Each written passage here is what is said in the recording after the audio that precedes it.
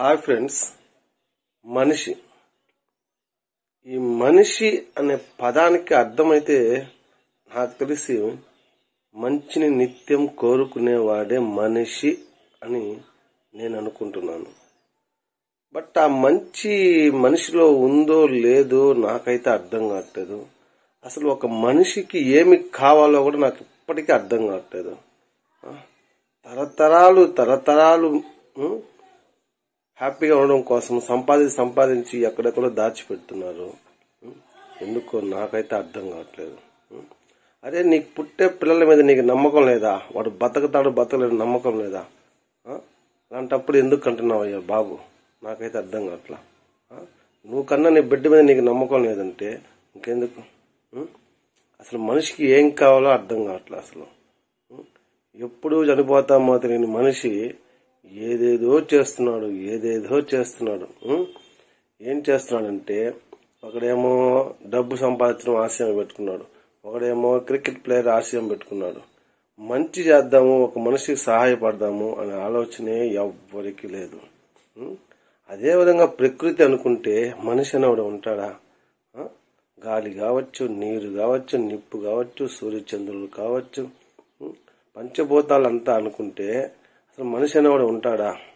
ఏ సంబంధం లేని మన కోసం అవి కష్టపడుతున్నాయి, మనకు సహాయం చేస్తున్నాయి.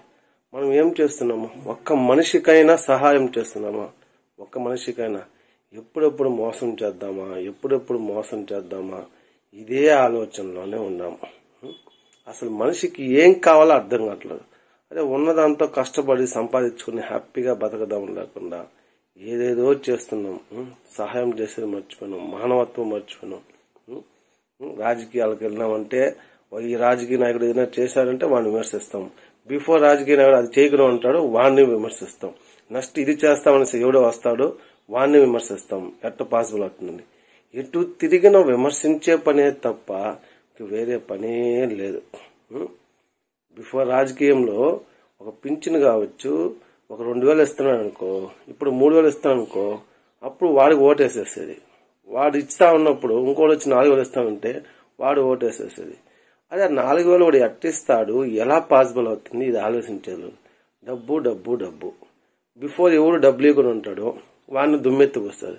ఇప్పుడు డబ్బులు ఇస్తున్నాడు, ఎందుకు ఇస్తున్నారని అడుగుతున్నారు. ఏమి సమాజంలో, ఏం మనుషులో ఎట్లా బతుకుతున్నారు నాకైతే అర్థం కావట్లేదు. ముందేమో ఇచ్చినవాడిని తిట్టలేదు, ఇవ్వకుండా ఉన్నవాడిని తిట్టారు, ఏమి ఇవ్వడం లేదనేసి. ఇప్పుడు ఇచ్చినవాడిని మేము ఇమ్మని అడుగుతున్నామా, మాకు ఉద్యోగాలు కావాలనేసి అదే యూత్ అంటుంది. బిఫోర్ ఏమో ఉద్యోగాలు లేకుండా ఉంటే అప్పుడు తిట్టే పని, ఇప్పుడు ఇస్తా ఉన్నా తిట్టే పని. ఎటు చూసినా తిట్టే పనే తప్ప విమర్శించే పనే తప్ప